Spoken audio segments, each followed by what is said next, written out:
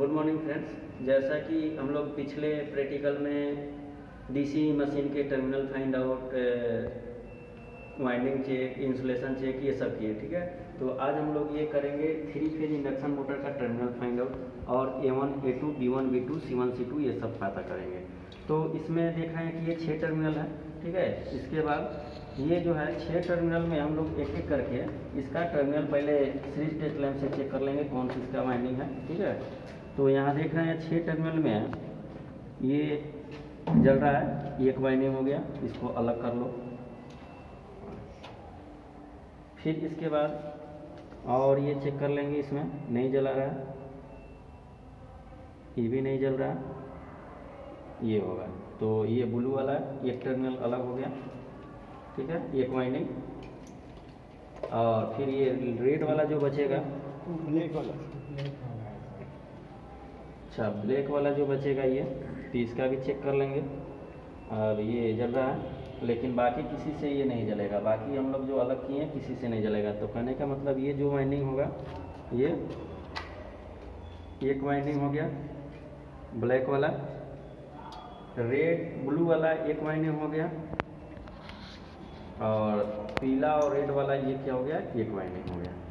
ये सब डिटेल पिछले प्रैक्टिकल में हम लोग कर चुके हैं। अब इसके बाद हम लोग को करना क्या है कि इसमें हमें A1, A2, B1, B2, C1, C2 ज्ञात करना है, ठीक है। तो अभी जैसे हम लोग ने ये जो है ABC यानी कि 3 कॉइल को पता कर लिया। 3 कॉइल को पता करने के लिए सीरीज टेस्ट लैंप का पता करेंगे, लेकिन अब कौन A1 होगा, कौन A2 होगा, कौन B1 होगा, कौन BT होगा, इसमें C है तो C1 कौन होगा, C2 कौन होगा, ये होगा कि ऊपर वाला या नीचे वाला, तो ये पता करेंगे। तो ये पता करने के लिए हम लोग का यहाँ 2 प्रोसेस है, 2 विधि, जो कि फर्स्ट टर्मिनल क्या है, फर्स्ट में क्या है, स्पार्किंग मेथड, ठीक है। तो स्पार्किंग मेथड करने के लिए हम लोग क्या करते हैं कि A कॉइल और B कॉइल, 2 कॉइल को लेते हैं, 2 कॉइल के एक एक टर्मिनल को शॉर्ट कर देते हैं, और 2 जो टर्मिनल बचेगा उसको हम लोग सप्लाई के लिए निकाल देते हैं, और तीसरा कॉइल को क्या करते हैं, आपस में स्पार्किंग करते हैं। तो जो लो स्पार्क होगा, लो स्पार्क तो सेम टर्मिनल, यहाँ जो है लो स्पार्क तो क्या होगा, सेम टर्मिनल, और जब मोर स्पार्क होगा तो अपोजिट टर्मिनल। तो इस तरह से हम लोग ये प्रैक्टिकल करके देखेंगे। तो अभी हमने क्या किया कि ये जो है इसको C कॉइल ले लिया, यानी कि तीसरा कॉइल, ब्लू वाले को पहला कॉइल और ब्लैक वाले को दूसरा कॉइल, इस तरह से 2 कॉइल ले लिया। लेकिन अब हमें करना क्या है प्रैक्टिकल में कि किसी एक वाइंडिंग को हम लोग को मानना है, ठीक है। एक वाइंडिंग को मानना है A1, A2, B1, B2 रख लेंगे, ठीक है। तो A1, A2, B1, B2 जैसे ये ब्लैक वाला को एक कॉइल ले लिए हैं, तो इसमें एक मार्किंग कर देंगे कि जो है ये हमारे लोग का ये A2 है, ठीक है। तो A2 को इसको हम लोग मार्किंग कर लेंगे, इसको लगा देंगे ताकि पता चले कि हमारा कौन सा ये कॉइल होगा, A1, A2, ठीक है। और इसमें एक को क्या कर लेंगे यहाँ A1, ठीक है। तो इस तरह से ये A1 हो गया और ये A2, इसको हम लोगों ने मानना पड़ेगा, ठीक है। अब ये तो A1, A2 हो गया। अब ये हमने B कॉइल लिया, तो B कॉइल में क्या करेंगे, इसमें कुछ मानने की ज़रूरत नहीं है। अब इससे हम लोग एक को मान करके इसका हम A1, A2 पता करना होगा, ठीक है। तो अभी हम लोग ने थ्योरी में क्या देखे कि इसमें एक एक कॉइल को क्या करेंगे, आपस में शॉर्ट कर देंगे, और बच गया ये 2 टर्मिनल, तो ये 2 टर्मिनल को आपस में क्या करेंगे, सप्लाई देंगे। और सप्लाई देने के बाद इस तीसरा कॉइल जो बचा हुआ है इसको स्पार्क कराएंगे, ठीक है। तो अभी ये सप्लाई देने के लिए हम लोग ये टॉप प्लग या डायरेक्ट इसमें लगा देंगे। ये अभी जो हम लोग के लाइन आया सीरीज टेस्ट लैंप में, ठीक है। तो अभी लाइन शायद कटा हुआ है, देख रहे हैं इसमें, तो ये देख रहे हैं अभी लाइन आ गया, ठीक है। तो अभी ये हम लोग के पास टेस्ट लैंप में लाइन आया हुआ है। अब क्या करेंगे, यहाँ जो 2 टर्मिनल जो मिला है इसको पैरेलल में सप्लाई के लिए 230 वोल्ट के लिए दे देते हैं, ठीक है। अब यहाँ इस दोनों तार को सप्लाई दे दिए। अब सप्लाई देने के बाद यहाँ स्विच को ऑन करेंगे, ठीक है। ऑन करने के बाद ये मोटर में हल्का सा आवाज़ आएगा घू घू की तरह, ठीक है। देखिए आवाज़ आ रहा है, और यहाँ देख रहे हैं स्पार्क करके नहीं हो रहा है, ठीक है। तो नहीं स्पार्क हो रहा है। फिर अब दूसरा कॉइल को शॉर्ट करेंगे, दूसरे टर्मिनल को, सप्लाई को निकालो पहले। अब देखिए, अब हमने इस कॉइल को शॉर्ट किया था, ये ब्लू वाले को, अब यहाँ से छुड़ाएंगे, छुड़ाने के बाद ये टर्मिनल को शॉर्ट कर देंगे, ठीक है, ये टर्मिनल को शॉर्ट कर दिया। अब ये टर्मिनल जो है ये और ये दूसरा, इसको सप्लाई देंगे।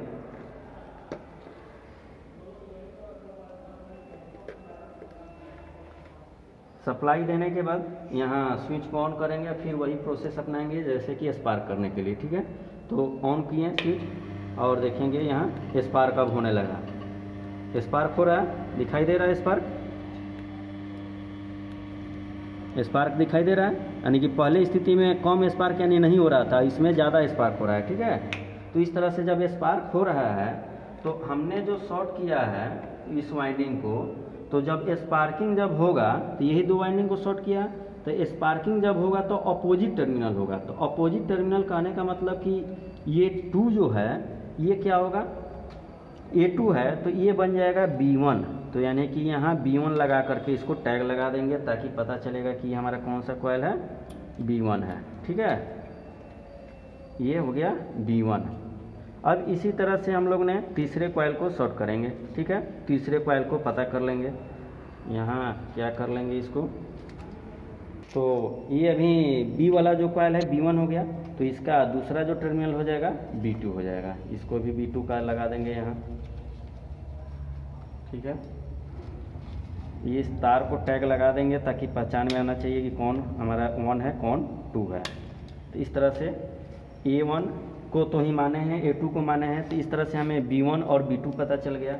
अब इसके बाद क्या करेंगे, ये जो कॉइल को हम लोग स्पार्क करने के लिए छोड़े हैं, तो अब फिर बार इसको फिर हम लोग यहाँ इससे शॉर्ट कर लेंगे, यानी कि कॉइल 1 ये कॉइल से इसका A2 का टर्मिनल से शॉर्ट कर लिए और सप्लाई के लिए। तो अभी स्पार्क के लिए हम लोग ये B वाला कॉइल को छोड़ करके रखेंगे और A और C वाले को हम लोग सप्लाई दे करके देखेंगे। यहाँ ये टॉप सॉकेट में लगा दिए। अब इसके बाद ऑन करेंगे और ऑन करने के बाद ये B वाला जो टर्मिनल है इसको हम लोग स्पार्क करके देखेंगे। ऑन किए, यहाँ देखिए स्पार्क हो रहा है, ठीक है, स्पार्क हो रहा है। तो फिर अब जब स्पार्किंग जब होता है यानी कि ज़्यादा स्पार्क आ रहा है, तो इससे जो हम लोग जो शॉर्ट वाले जो टर्मिनल किए हैं, ये जो शॉर्ट किए हैं ये, तो ये शॉर्ट किए हैं तो अपोजिट टर्मिनल होगा। तो अपोजिट टर्मिनल कहने का मतलब क्या, ये A2 है तो ये क्या बन जाएगा, C1 बन जाएगा। तो यहाँ हम लोग ने ये C1 का टैग लगा देंगे इसका, ठीक है। अब इसका दूसरा परिस्थिति भी देख लेंगे कि कब लो स्पार्क हो रहा है, तो लो स्पार्क वाला भी करके देखेंगे इसमें। तो अभी हमने ये शॉर्ट किया था, तो अब इसके बाद हमने ये शॉर्ट करके देखेंगे इसको, और फिर इसके बाद ये काला वाला और ये रेड वाला इसमें लगा करके देखेंगे सप्लाई में क्या स्पार्क हो रहा है, लो हो रहा है कि ज़्यादा हो रहा है कि नहीं हो रहा है, ठीक है। अब शॉर्ट के लिए हम लोग ने ये B वाला कॉइल रखा था, हाँ ये है B वाला कॉइल, ठीक है। तो ये B वाला कॉइल को हम लोग आपस में क्या करेंगे, शॉर्ट करेंगे, सप्लाई देंगे यहाँ, और फिर ये देख रहे हैं नहीं हो रहा है। तो नहीं हो रहा है स्पार्क, यानी कि इसको मानेंगे हम लोग लो स्पार्क। तो जब लो स्पार्क होगा तो यहाँ जो टर्मिनल ये जो शॉर्ट किए हैं क्या बनेगा, सेम टर्मिनल। तो A2 है तो ये भी क्या बन जाएगा, C2 बन जाएगा, ठीक है। इस तरह से ये क्या बन गया हम लोग के पास, C2, ठीक है। तो इस तरह से हम लोग ने ये A1 A2 B1 B2 C1 C2 पता कर लिया, ठीक। तो जैसे कहने का मतलब ये जो है हम लोग का C1 और ये C2 हो गया, फिर A1 और A2 हो गया, फिर ये क्या मिला B1 और B2 हो गया। इस तरह से हम लोग ने ये 6 टर्मिनल को A1 A2 B1 B2 C1 C2 ज्ञात किए हैं, ठीक है। तो इसका मतलब अब कोई क्वेश्चन उठ सकता है कि आखिर कि हम लोग ये प्रैक्टिकल क्यों करते हैं। इस प्रैक्टिकल का करने का मकसद ये है कि जब भी हम लोग स्टार्टर के साथ कनेक्शन करते हैं तो 3 फेज मोटर का स्टार और डेल्टा कनेक्शन करना होता है। तो जब तक हमने ये A1 A2 B1 B2 C1 C2 नहीं पता करेंगे तब तक हम लोग का स्टार और डेल्टा नहीं बना पाएंगे, और जब तक स्टार डेल्टा नहीं बनेगा तो फिर मोटर में शॉर्ट सर्किट या उल्टा कनेक्शन होगा तो मोटर जलने की संभावना रहेगा। तो जब भी मोटर का कनेक्शन करना होगा तो सबसे पहले A1 A2 B1 B2 C1 C2 इस विधि से हम लोग पता करते हैं और तब फिर कनेक्शन करते हैं। तो आज हम लोग ने किए A1 A2 B1 B2 C1 C2 का पता किए, यानी कि 3 phase motor winding, 3 phase motor का वाइंडिंग का A1 A2 B1 B2 C1 C2 किस मेथड से? स्पार्किंग मेथड से। फिर अगले पार्ट में मिलेंगे वोल्ट मीटर मेथड, यानी कि दूसरा पार्ट इसका क्या है? Volt meter method. तो आज के लिए इतना ही, फिर मिलेंगे अगले वीडियो में। Thank you.